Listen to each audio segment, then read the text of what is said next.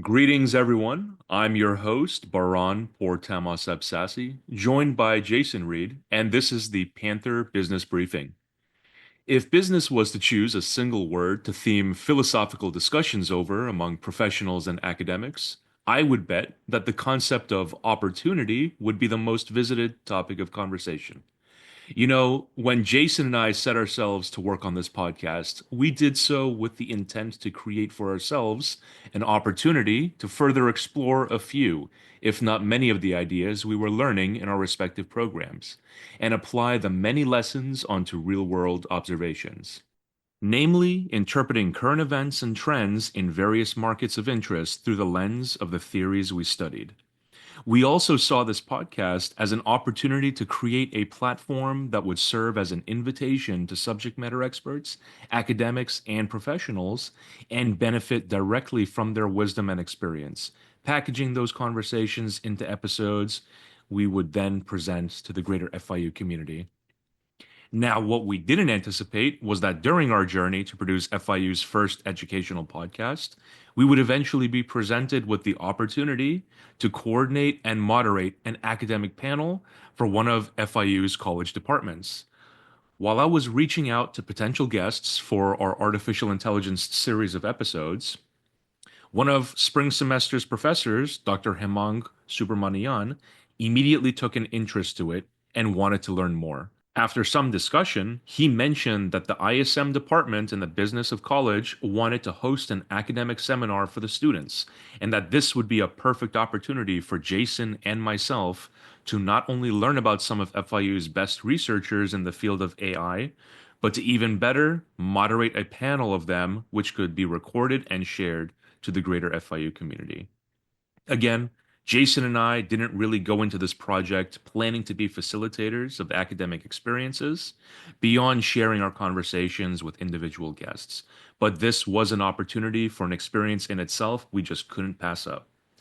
After several weeks of coordinating with prospective guests, some leading to interviews we could turn into episodes for the AI series, we were able to identify two guests that could support this event, which eventually took place on February 22nd, 2025. Jayson and I really enjoyed being able to serve FIU in this way, and we hope that you, the listener, will be able to enjoy the special panel discussion in front of nearly 100 of FIU's top graduate students, all at various stages of their program and with a strong AI component in their curricula. Without further ado, here is the FIU Panther Business Brief AI Seminar. So I'm Jayson Reed. I'm one of the co-hosts of the Panther Business Briefing. This is a project that we started back in fall of 24. And I did my undergrad here at FIU in International Business and Finance. I went on to later do the accelerated IMBA and MSF program. So I went to all the investments classes in Brickell. And I've always been a part of the newspaper and a part of the radio station since my undergrad. And when I came into grad school, I kind of had an extra time because they don't structure it quite the same way as undergrad. So I got in touch with Baran through my program coordinator, and Baran said that he wanted to, do a little something extra to maybe bring at least the insights we've gained from our MBA and MSF programs into sharing it with the rest of the FIU community. And during this semester, we talked with FIU professors, with leadership. We've spoken with Dean Harden of the College of Business. We've spoken with major associate professors, and we do a different theme every single 3 or 4 episode span. We started with energy, then we moved on to residential housing, and now we're obviously on the topic of AI. And we've met with Dr. Lina Bouyad, who I think some of you have had in some of your classes, and now we have 2 distinguished guests with us today. And Baran, do you want to give a little introduction for yourself? All right, so good afternoon, everybody. I hope you enjoyed your lunch. And so my name is Baran Pourtahmaseb-Sasi, and I'm an MBA student in the Business Analytics program here at FIU. So I had my undergraduate in International Relations and Diplomacy, and at some point over the years, I realized that there was a major change taking place in the world, whether it was application of artificial intelligence, algorithms, models, these kinds of things. It just kept being brought up. whether it was business side, politics side, cultural side. It was very ever present. And then I realized maybe I should go back to class and reorient myself. And that's where I ended up here. So we're going to have a very engaging conversation with two of our distinguished guests. Jayson, would you like to introduce the first? Yeah, so on the right here, we have Dr. Pouyan Esmaeil Zadeh, who serves as an associate professor in the Department of Information Systems and Business Analytics. He holds an MBA from Sprout University School of Business at Carleton University in Ottawa, and a doctoral degree in management from the University of Putra in Malaysia. He came to FIU in 2014 as a postdoctoral candidate, and his research spans a broad spectrum of AI topics, including machine learning, large language models, natural language processing, and the ethical implications of AI integration. Notably, his work often focuses on the intersection of AI and healthcare, exploring how AI technologies can be leveraged to improve clinical outcomes and streamline healthcare processes. Well, thank you, Dr. Zadeh, for being here. And our second guest is Zadeh Ziyang, who is a Ph.D. candidate in the Business Analytics and Information Systems program, specializing in AI applications, human-AI interaction, and business analytics. Before coming here to FIU, he graduated from UF's Masters in International Business and Information Systems program. His research explores the unintended effects of AI avatars in the workplace, AI aversion and appreciation, and the psychological factors influencing deepfake engagement. So thank you very much.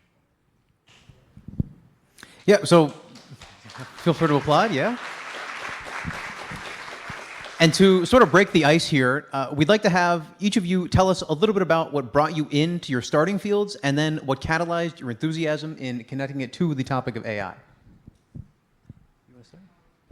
The reason I focused on the artificial intelligence is because first, there's a lot of suggestions from your faculties and your colleagues think AI is the future and this is what we should focus and study. And also by myself, when I was in the master degrees, I'm interested in the machine learnings. I noticed comparing to the statistic regression models, the artificial intelligence and also the machine learning models can help us to make a better decision with a higher accuracy in the predictions and the classifications. Therefore, in business, when we know how to carry out the machine learning and artificial intelligence, relatively we can do it better in our business, especially in the decision making. So when I go to the PhD project, after the discussion with the faculties and instructors, I noticed the technology itself is not the only things we should care about during the AI and the machine learning. It's more about how to apply it properly, especially in the business scenarios. We notice for many people, although we know the AI is a good thing, machine learning can do a great job in decision making and predictions. We have no idea how to use it properly. More importantly, because we consider it's a very complex black box, people want to keep away from it and trust more, get more decisions from the human expert. And that makes AI cannot play their roles, especially in business scenarios. So from my view, I start to consider both the technical and the managerial side of the AI and consider how to use it properly in the business scenario and also all the other industries. Thank you. And Dr. Zadeh, for yourself? Okay, so if you want to talk about AI, so the first thing I want to say is that, so there is a famous quote from Mike Twain. So he said that there are two days that are very important in your life. The first day is the day that you are born, and the second day is the day that you find out why. And I'm happy if you have the second day. I'm glad that you are here, I think, because you know why you are born. And the reason that I'm very into AI is that because I'm doing AI in healthcare, so I think there are lots of issues in healthcare, and AI is one of the solutions. I don't want to say this is the main or solution for everything, but is one of the things that can help. And the way that I started my project with AI is that, so we try to start something it's called clinical decision support system. So it's a kind of like system that try to just help physicians to get some, like, for example, patients' signs and symptoms, and based on some algorithm that we are trying to improve, try to give you the best recommendation, and also care planning, and also treatment option, and also something that can help you just do things like better, faster, and easier. So that's the way that I started my journey with AI. And most of the things that I do in my life is all about AI and also healthcare, because I really and strongly, I'm a big fan of AI in healthcare because it can help solve lots of problems that we have in this field. And we can talk about AI in healthcare, we can talk about AI in finance, marketing, and the other one. But the main things that I have is mainly in AI and also in healthcare. And one of the first things that we wanted to touch on is, we all know that money is a very key aspect of AI, just the overall cost of it. But really, it's the justification for the expense. Could you tell us a little bit about what new metrics or key performance indicators businesses and investors should be tracking to, measure their progress or success?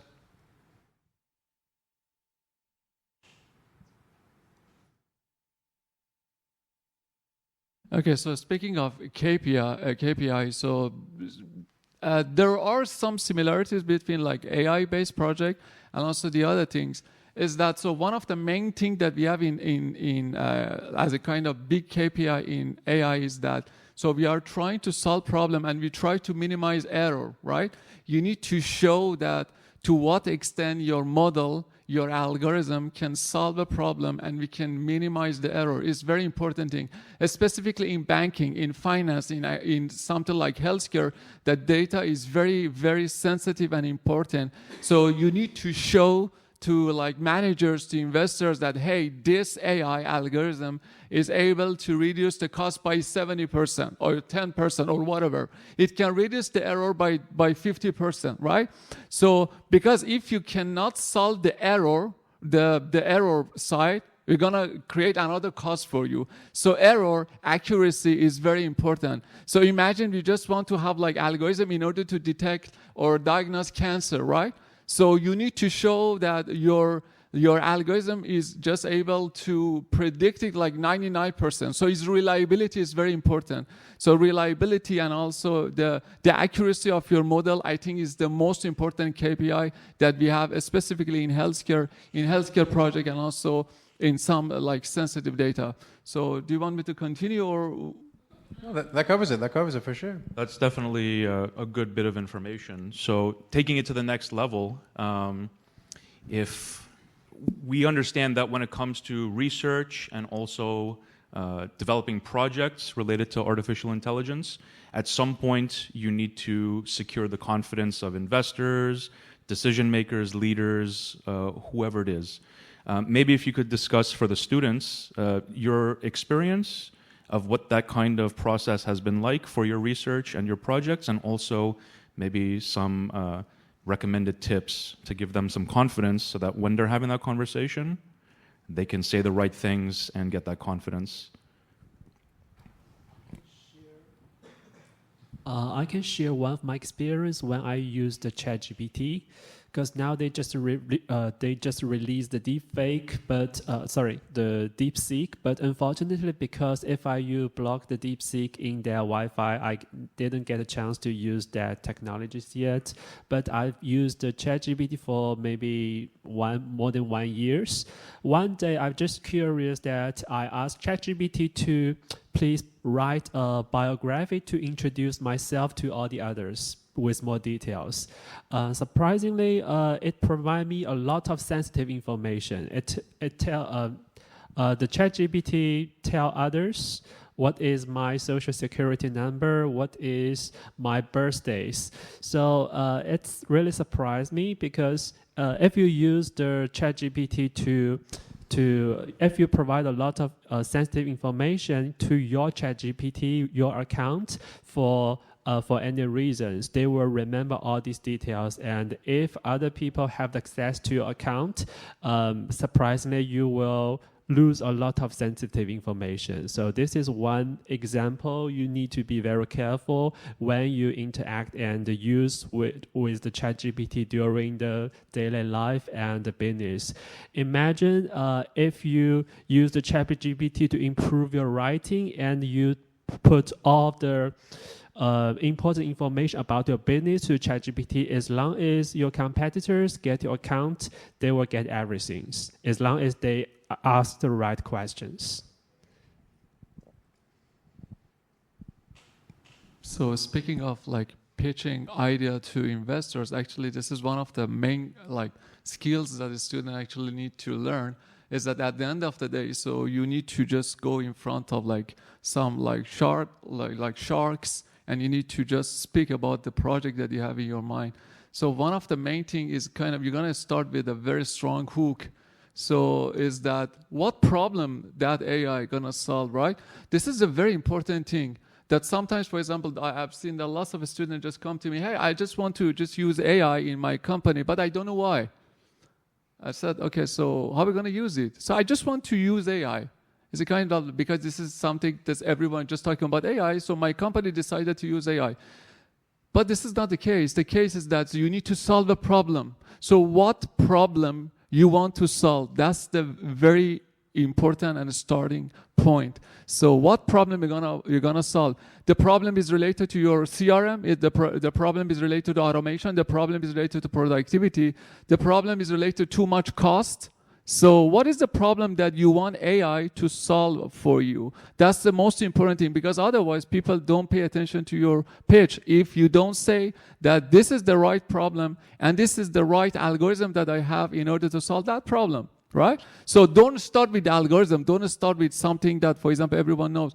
So you need to start with that as exact problem that you want to solve using that AI. Then you're gonna say, okay, my AI is unique from the other types because this AI can solve this problem in this way, can reduce the cost in this way.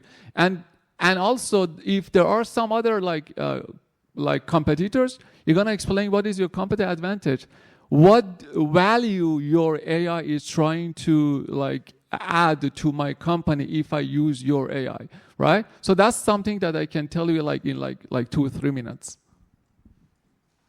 Very good. That kind of reminds me of my experience when I was an intelligence analyst. In the intelligence community, we have this concept referred to as the so what. In other words, if you think there's a story worth talking about, you need to tell that story to the decision makers, and you have to find out what the so what is. Why do they have to care in the first place? So being able to convince the investors or the leadership of a business the so what of that application, the utility it's going to give, the value added, it's a very important thing to take away. So thank you very much for that insight.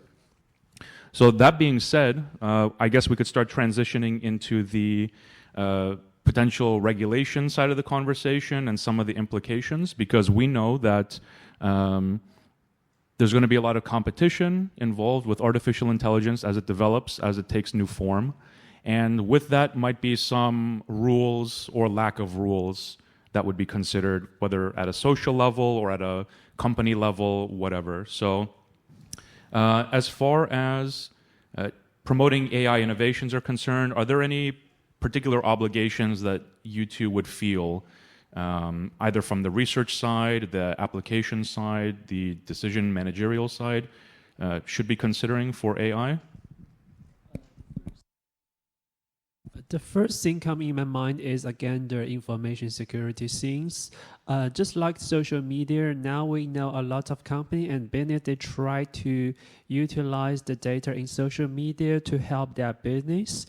Similarly, when we use the generative AI like the ChatGPT and Stables, we will talk with a lot we will talk a lot with ChatGPT as input to generate output. This is similar when we use this same as when we use the social media. We will put a lot of our personal information, and also we will talk a lot of sensitive information, our preference and our identifiable information. This is information which could be used by the OpenAI or other technology companies to take advantage. So from the government side, I think it will be important to make sure all this information is just for the training, or there should be more regulation to consider how to use this information properly, rather just let the company have access to this information without any constraints. I think this is the most things should be concerned about. So again, regarding like concern and also security, privacy, these are like some decent like concern that everyone just concerned about privacy. So if you just put your data in ChatGPT, they're gonna use it again for training. So yes, obvious, because you are just if you have like the free version, because otherwise if your company as enterprise is just use ChatGPT, so you have contract with them, they are not going to use it. So that's something that lots of people don't know. But anyhow, so any like other like large language model also are using your data for training. So that's very important thing. So just you need to remember the data that you enter is something that is not that sensitive. But generally, like when you want to train like AI for like in your industry, so one of the most important thing is the data, right? Because everything is start with data. If your data is wrong, everything is wrong. If your data is biased, everything is biased. If your data have lots of flaws, everything is just incorrect, right? So the data is the basic. So if the data that you have in your company is not enough, is not representative enough of all your customers, don't use it. Because it's against lots of your customers that are not represented enough in your data, right? So that's the problem that we have with lots of like recommendation model. So these recommendation model actually are trained just on some specific type of data, and they're gonna exclude lots of people, and it's not fair. So that's a problem with bias. So that's the biased data that we have. If you have biased data, so your recommendation is not correct, and then we're gonna have the problem with ethics. So then we have ethics. That's the problem that we have to ethics. And everyone just talking, so you need to use AI in a responsible way. But how come your data is not responsible like anymore? Your data is not like representative enough. Your data is against, for example, a specific type of people. So I believe that the most important thing that companies need to use as a kind of like ethics or ethical concern or standard is about AI, is about the data. And about the regulations, if you want to talk about the regulations, so I'm a big fan of not regulating AI in terms of like having lots of macro control. I'm a big fan of that, so maybe I'm wrong. So you need to have some, right, like you need to have some principles, yes. You need to have some guardrails. You need to have some guidelines. You need to have some best practices. Yes, for sure, you need to have it. But I don't think we can completely and like in a like macro like management completely controlling all companies in terms of developing that AI. I don't think so, because we're going to destroy the innovation side. So that's my perspective. But definitely there are lots of ethical like principles and also guardrails and also guidelines should be available. And I think government is trying to do that. Absolutely. Actually, that being said, on that note, in case anybody might have noticed in recent current events, OpenAI had announced its project Stargate, which is supposed to be closely collaborated with the White House. So basically what we're seeing is kind of that item that you mentioned, which is this support from the government to ensure that innovation, development, invention is moving forward at unimpeded speed. So the idea behind this project in particular is that over the course of 10 or so years, they're going to be making these new data infrastructure set up in the United States so that that processing power is going to be available. So taking that into consideration, what are some next steps that we could see in terms of how the government or the general society is going to shape now that this hardware is being installed to support the software and the ideas behind it?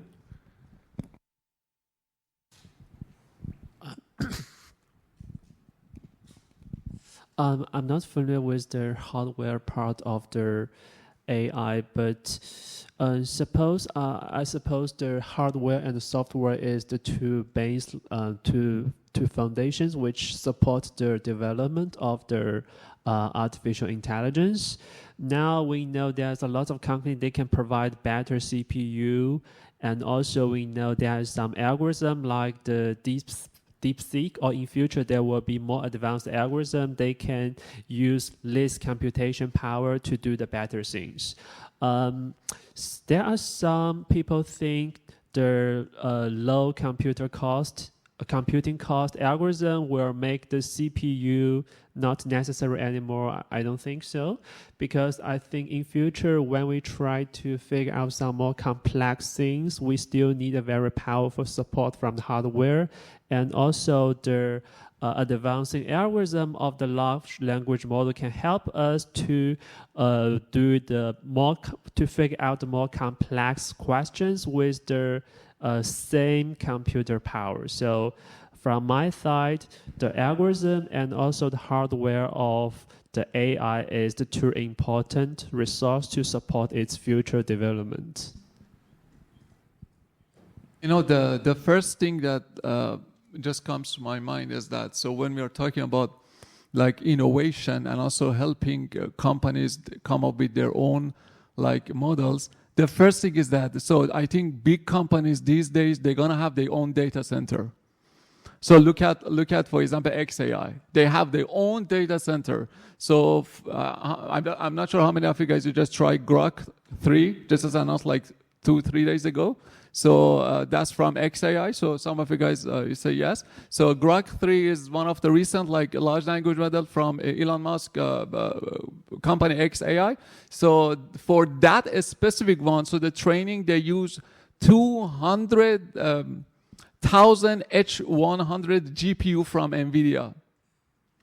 And some of you guys are technical. You're thinking that how big is the compute? So they're gonna have their own data center. So Meta, they're gonna have their own data center. So XAI, they have their own data center. So data center is key. That's exactly the project that you mentioned, the Stargate. So that they're trying to just have like huge amount of money in order to just help companies have their own data center, GPUs, and because GPU is the key for compute, right? So GPU, because you are training your model on GPU. So GPU is exactly the key for training. And if you want to have better training, you're gonna have cluster of GPUs, right? So that's why where we're gonna put your GPUs in your data center. And for the data center, you need to think of the energy and the cost for the energy. And is there any alternative for like in order to just, is it kind of alternative energy supply for them?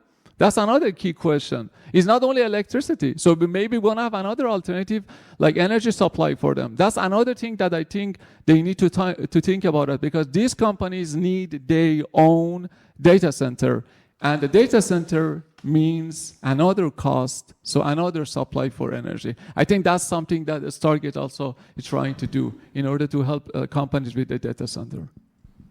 Yeah, that covers it. One of the other themes that we wanted to cover here in today's meeting was the idea of robotics becoming more prevalent. One of the most famous ones was one released, I guess it's owned now by SoftBank. It's called Pepper. And it's sort of a humanoid. It can greet customers, deliver goods. We wanted to know if you could talk about the role of robotics, perhaps humanoid or other, in the evolving mid to near term. Uh, there's a tendency to make the AI and the robot become anthropomorphism, which means make the AI technology or robot more human-like. For example, if we use the AI system, we will design the human-like avatars to make it interact with users. And also in robot, we will try to make it more like a human rather than a robot dog, right? This is based on assumption that we think the human likeness and the anthropomorphism will facilitate the interaction between human and AIs. Because when the AI and robot become more human-like, we think we are interact with a similar species. So it may decrease our concern about the threat. But interestingly, in the recent research, we think the human likeness is a two-sided sword. In the one side, when the AI and the robot looks more human-like, we will consider it more smart, more friendly, and more ethic at the same time. But meanwhile, when we put a human-like avatar or human-like robot in the workplace, in many cases, people and employee of the company will raise a very concern of a career threat. They think the AI and the robot are more like humans, so they can do many things like a human, and there's a very high probability they will replace us. This is what we already observed in our current studies. Meanwhile, in previous study in the management science, we always observe if there's a feeling of threat, or if there's a feeling of a career threat, it will greatly undermine employees' performance in the companies. So now, if you want to ask if the human-like or humanoid is a good thing, I would say depends. So in practice, we need to figure out what is the effect of the human likeness of the AI in more details under the different scenarios to make sure in what conditions we would better to use the human likeness design, like if we want to use the AI or robot to interact with our customers. The human likeness may looks good because it will improve the trust of our customer to the AI technologies. But meanwhile, if we want to use the AI technology as an employee in a company, try to make it less human-like to avoid the perceived threat of your employees. Yeah, this is what we get the suggestion from the current studies. Yeah, Professor, would you mind sharing the particular thing that you shared with us earlier about the healthcare application of it? Yeah, so this is one of the projects that I've been involved with. We have some robots in healthcare, so we call it care companion robots. So these care companion robots are just small like robots that we use for like elderly. So for older adults that they have some like issues, we try to define some features and characteristics in our care companion robots. For example, medication reminder, right? So lots of elderly, they just forget their medication, right? They just forget, or the dosage or the time, right? This is something that our robots can just send you some reminder that this is, for example, you already took that medication, so don't do it again. Or this kind of drug-drug interaction, don't take these two together. So our care companion robot can tell you. So the more you have interaction with our care companion robot, the more those guys know you, and so they're gonna understand your pattern or your life easier and better, and they're gonna give you better recommendations. So that's the care companion robots that we are designing. And just speaking of like humanoid, you know, one of the things that I want to redefine as a humanoid is that humanoid is not only the face, that is gonna be only the face of your robot is like human. Okay, how about the rest? So maybe a face of your the robot is like human, but the gesture is not. The behavior is not. The movement of the body is not. So the way I redefine it for my project is that humanoid means humanoid personality. That's the key, right? That's the key. That's the competitive advantage. So do you remember the one that I said when you want to pitch your idea? And it's why is unique? So why is unique? Because it's the humanoid personality. It's the personality that we are thinking of. That's my value proposition. It's not the same as, like, for example, the other humanoid robot that are just like human, just based on face. How about the gesture? No. How about the language? No. Right? So that's something, especially in healthcare, especially with care, like in our care company robots, we try to redefine like humanoid robot in the way that is like the personality of the robot is exactly like human. So that's something that we are developing these days, and also we are trying to just release it. I don't know when, but this is one of our projects. Very good. So you used the word human a lot in the last few moments. So let's transition this conversation now into the humanities, where we know that AI at some point has this theoretical representation potential of basically being as intelligent as a human being, general intelligence, artificial general intelligence, that's the theory behind that, or even achieving super intelligence, which is the next level and beyond. So let's get a little bit more into the, let's say, psychology aspect for a little bit, the human behavioral aspect that would help influence that. In particular, this idea of agentic AI, how deepfakes, for example, have kind of become this commonplace experience that people can see on social media or whatnot. Maybe we could have a little bit of that. Yes, regarding the deepfake, again, is the one type of generative AI technology. I believe it has both the good effect and the negative effect. The good things, the deepfake technology take a lot of support for the content create or like the design industries. Deepfake may not just create the content, it can take a lot of inspiration to the designers. So you don't have to get the final works from your deepfake tools, but you can get a lot of suggestions from the deepfake technologies. I think that's what the value of the AI technology can take to the design industries. But the bad things is deepfake will take a lot of misinformation to the social media, and it will some kind of destroy the trust in our societies. During the COVID-19 in social media, there's a lot of misinformation, which they can tell a lot of the fake treatment for the COVID, and also a lot of misinformation say it is, let's say, the biological wars, the biological weapons, right? So we notice even the misinformation is displayed in a text. It will has a lot of hurt to our social trust. But what if now this information are become the pictures, become the realistic videos? It is a lot of issues that this kind of technology can create misinformation or disinformation that tell someone doing and saying the things they never did.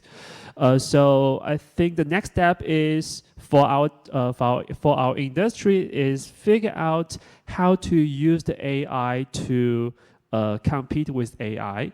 If there is deepfake technology, we need a deepfake detection technology to identify what is the misinformation, what is the disinformation, and what is the deepfake content which is spread in the social medias. Since it's in the United States, people have the right to post all this content in the social media, but at least we need to use the technology to identify this content and label it with some signals to let people notice it's the deepfake content. You can see this information just for fun, but don't spread it, don't trust it, and don't make these fake informations influence your behaviors and decisions. Yeah. What I think about deepfake technologies. Okay, so before we're gonna talk about deepfake, so let's just talk about something more in detail. You know what I always say that 50% of the information that you see on the internet is not correct, but the problem is that you don't know which 50% is. So this misinformation can be part of that 50%, but who is developing those misinformation and what is the purpose, what is the reason? So maybe some companies like they want to just just use, we call it like bad users, right?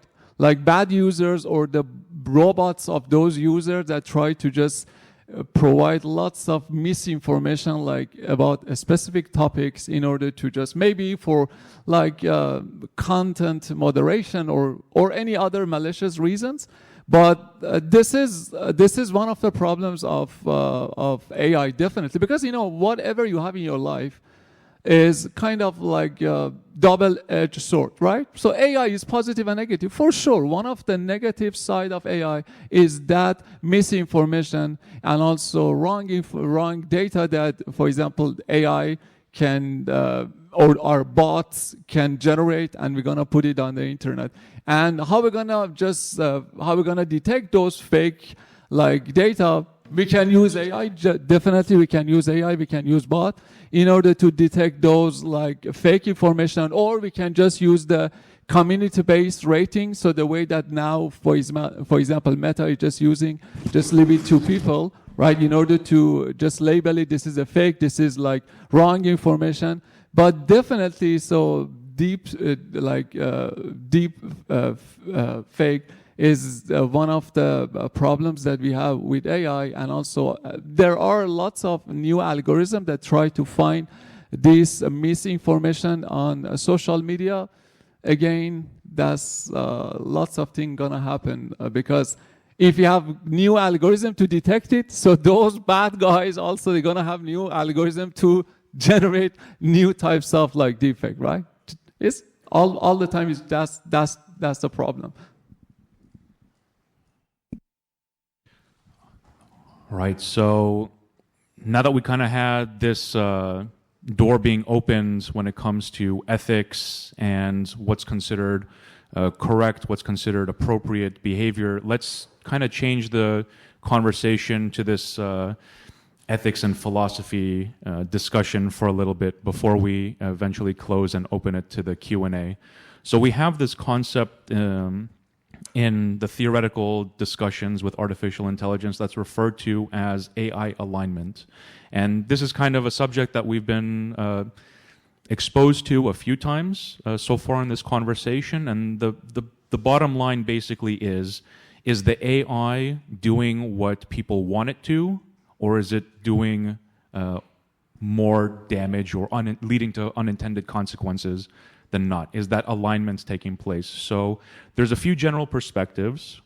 You have three essential camps where you have more optimistic perspective of people, and they believe that this is not a challenge that is going to be hard to solve.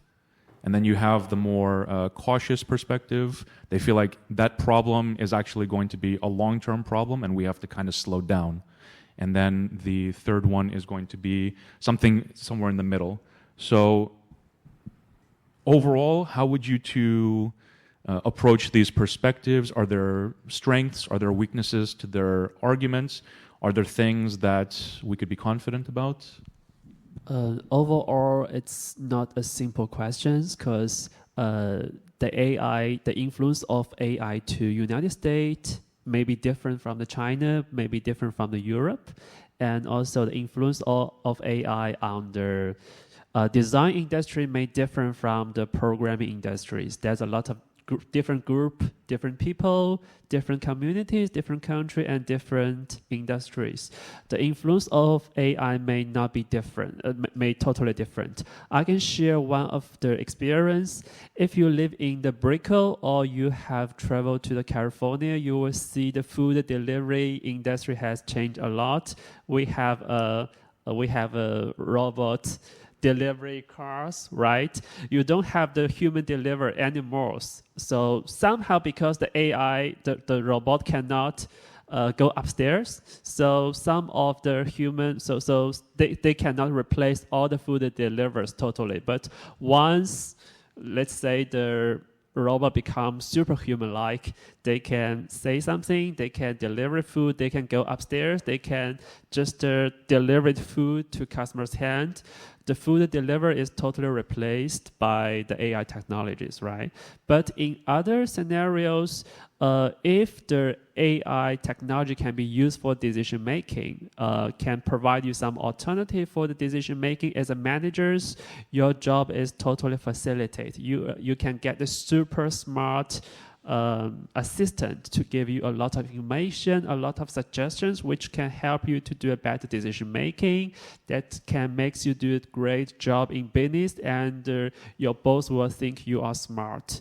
So overall, I don't know how the AI will influence the human beings, but I know if you want to survive in a time of error, you need to choose a right position. You need to know how to use the AI properly, and you need to go to an industry which may not that easily be replaced by the AI technologies.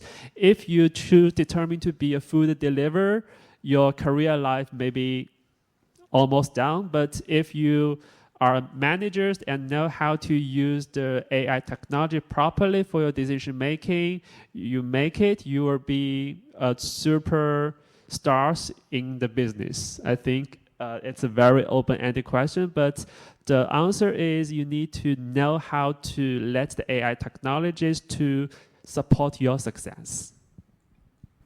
Okay, so my approach is that so we can have like two different like extremes. So let's just talk about like the short term, like now. So short term, AI is tool, right? AI is a productivity tool. So you have to use AI in any fields, in any like position, in any job that you're having now.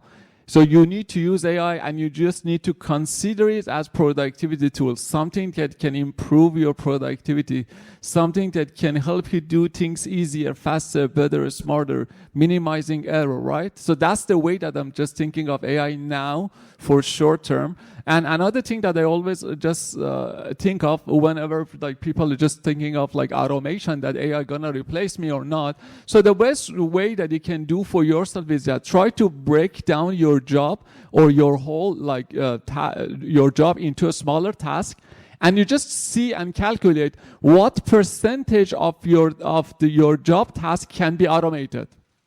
Do it for yourself, right? And you're gonna say, okay, like 50 or 40% of my current tasks can be replaced by AI, can be done by AI in a better way. Okay, you still have that 60%. You still have that 50%.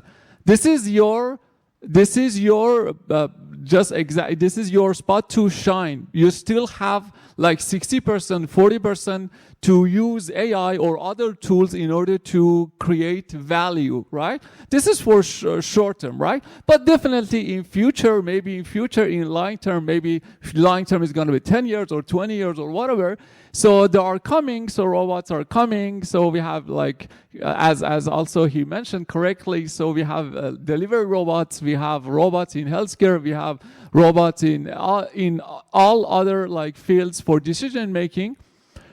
In that like position, in that like, for example, in long term, so maybe we're gonna just think new way of creating value, or maybe we need to create or develop some new way of work culture, because like, for example, in 10 years, right, that's another skill that you need to learn. In 10 years, you need to control people, you need to manage people KPI, you need to manage agent KPI, and you need to manage the relationship between the agent and people.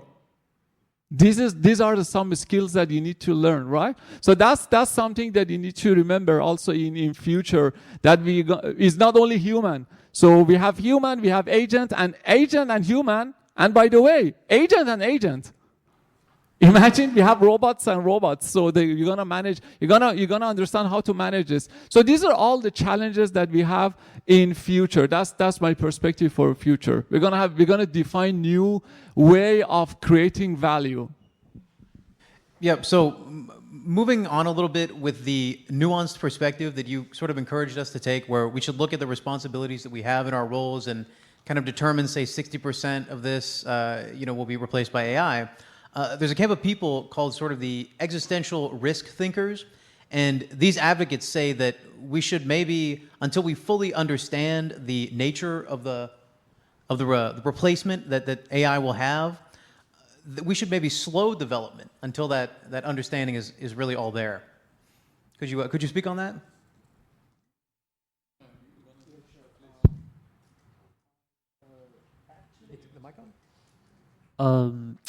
Actually, in the business and also, I think the world never takes something after they totally understand it. So it will be great. We can go through every piece of the AI technology and start to figure out what is a good way to use it. But unfortunately, that may not happen in realities. But always, I think that's a responsibility of the industry and for the company to think how we can use the AI technology in good ways. There's just the news in the Chinese industry in the food delivery. Previously, the food delivery industry in China is dominated by a company called Meituan. Because of their dominance, they will a little bit set their AI algorithm with they make their AI algorithm a little bit severe for their employees, which means they will try to use the algorithm to control their food delivery time. Every time when they see the average food delivery time reach to a certain point, they will try to decrease. They will try to ask a higher requirement for their food delivers, which means every time the algorithm will try to push their food deliver, send the food faster. So once if there's only one company in the China which control the food delivery, the algorithm will always make the food deliver. They'll always monitor their employees and always control their employees. But fortunately, there's another company. They think that kind of way to use the AI technology is unethical. So they create a new food delivery system and they use a new version of AI technologies. They change their parameters and make sure all the food deliver can deliver the food within a time range as long as they didn't deliver food too late, which is outlier, they will consider it acceptable. So technology is the same, but the difference is how the different companies can design and tune these parameters based on their social responsibilities. So I think that's again mentioned the importance of the social side and the manager side of the company and the societies to use the AI technology properly, because AI technology is just the algorithm. It's the people who design the AI algorithm and it's people who deploy these technologies with different parameters and settings. So we need to make sure the social responsibility of the companies, and also when the society and the individuals try to use the AI technology and algorithm in their daily practice, they should always consider what is the ethical way to use. So in another example, there is a lot of malicious application of deepfake technologies. The most big problem might be the deepfake porn. Right. So if these content creators consider the morality things in their mind when they use the technologies, they may try to figure out a better way to use the deepfake technologies. So again, I think the morality, the ethic issue, it will be what we need to consider in mind in future when the AI technologies become everything in our life. Yeah, I love your answer. So I'm gonna just pick up on what he said. So something about because I'm kind of biased. I'm the AI optimist. I'm very optimist, about AI. So that's all the answer that I have is about that. But any technology, as I mentioned, anything, any tool, any technology can be positive or negative, right? This is a very general thing that we cannot say this is good for sure and this is bad for sure. And another thing, this is my personal belief, so is that, are you afraid of algorithm? Are you afraid of those, like, for example, those like flowchart or algorithm that try to solve the problem? Or are you afraid of the bad users? Are you afraid of human, or are you afraid of those like robots, right? So what is, my question is that, my debate is that, what is the source of learning for those AI? Is it from us, right? Is it from us? The way that feed them, right?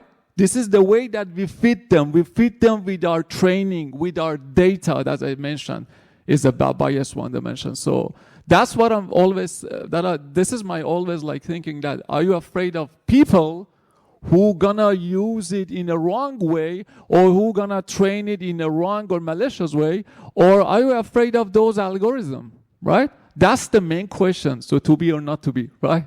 So that's the question that you need to answer. So I'm very like I'm afraid of people instead of I'm afraid of those algorithms. I'm afraid of, like, for example, the situation that, like, for example, like 20% or 10% of like people in the world have access to like, for example, AI, and the rest doesn't have anything, right? So, and why it is very dangerous, because those people can feed AI and can tell AI whatever they want, and you are only the users. You just need to use those pre-built model. That's the question. That kind of leads us into this maybe final talking point before we close it out and open up to the floor. Let's maybe get a little bit science fictional in a sense, or theoretical for one last thing. At the beginning of the seminar, I kind of mentioned about what motivated me to transition from my public relations background into a business context, but specifically with artificial intelligence. And it's kind of this idea that's referred to as this intelligence explosion that artificial intelligence is supposed to trigger, kind of like this powder keg that's gone off. And while we know over the last few decades, we've kind of had this ebb and flow of AI development and what it kind of contributed to society, technologically, capabilities-wise, now we're kind of seeing it not really slow down. It's kind of picking up. So what do we think the next 5 to 10 years, or maybe 15 to 20 years, could look like potentially in terms of the shape AI will take in society? Are we getting closer to that theoretical singularity that some people project might happen in the next century, or is there something else that maybe someone isn't thinking about? Yeah, I guess there's no way to stop it, because although there's 50% people don't like it, there are still 50 people like it, right? So they will keep working on that and try to improve the AI technology. So again, we need to get a deal on how to use AI properly in our technology, and also more important things, because AI is the future, but that doesn't mean that's the end of the humans. No matter how AI is development, human is always the future. When AI become more popular and more advanced, and always highlight the importance of human autonomies in the human AI interactions. Always, no matter how confident you have to the AI, you need to make sure human always is the people who make the decisions. So anytime when you collaborate with AI as a recommendation provider or as a suggestion or an AI assistant, you can get the suggestion or some alternative, but finally you need to ensure you have the human autonomy to contribute to that work, to contribute that decision makings, and every time don't be controlled by the AI technologies. That's the first things. And I think in future, AI will be advanced in a way that I cannot imagine right now, but always people is the people who control the world, not AI, right? Now, speaking of future, so AI now is task-based, right? You define what task and what problem AI should solve for you based on the data. So now AI doesn't have any consciousness. Now AI doesn't have any self-awareness.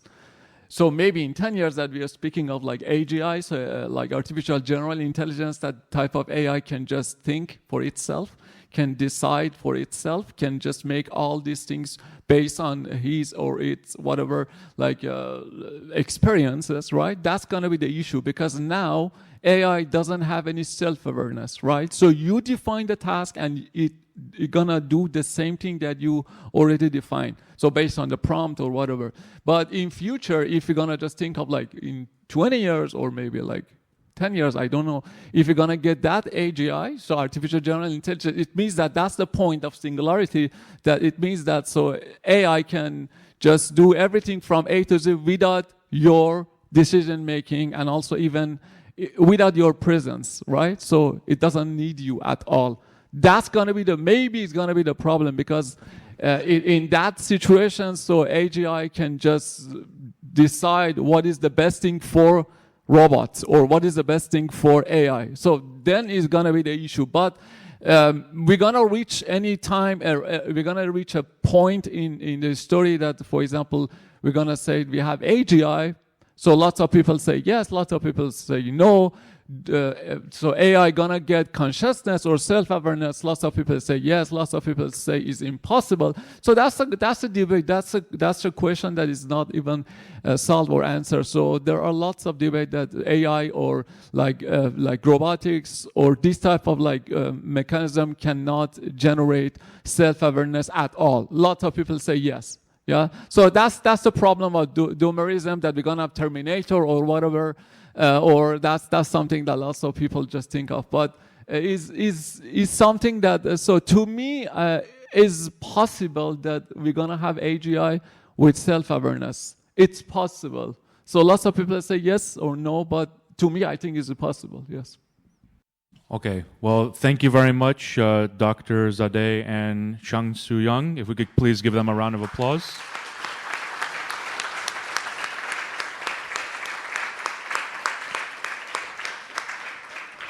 And that concludes the first part of the AI series, which will be supplemented by the question and answer session that immediately followed. Tune in again next week, where we will have a personal interview with one of our panel guests, Dr. Zadeh. His interview will explore the role of artificial intelligence and robotics in the healthcare industry, as well as some important business considerations relating to automation. So until next time, thank you for joining us.